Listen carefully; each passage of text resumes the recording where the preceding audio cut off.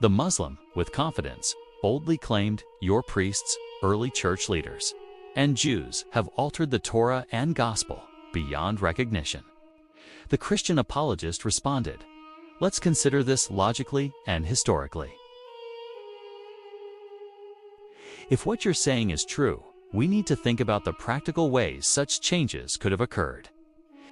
If the priests and Jews did indeed change the scriptures, doesn't that imply that the Torah and Gospel remained intact for many years after Moses and Jesus the Messiah? At least until Joshua and Jesus' disciples were still alive? We know that Jesus, his disciples, and Paul quoted from the Old Testament, so it must have existed by then. Apostle John lived around 67 years after Jesus. During those 67 years was Torah and Gospel existed. How do you think the Bible came into existence? Was it originally just one book that the disciples took turns to preach from, which was later changed by other people? Did they memorize it entirely or in parts?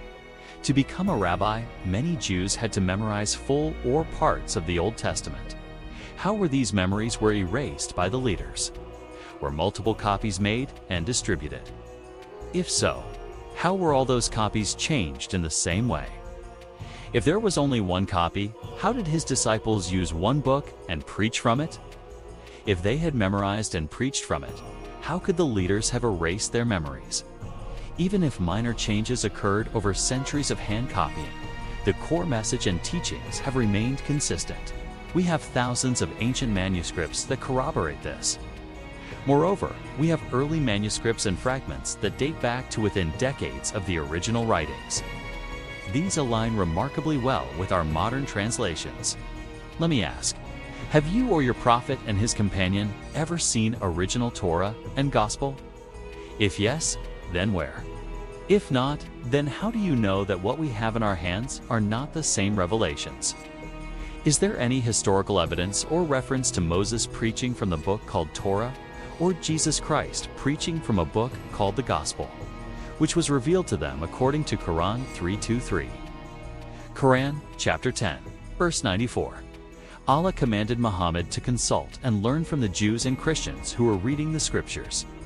Muhammad came 600 years after Jesus. If those scriptures had been changed by that time, why did Allah ask Muhammad to learn from people who were reading them? That would mean that they existed until Muhammad's time. What was Allah doing while humans were busy altering his words?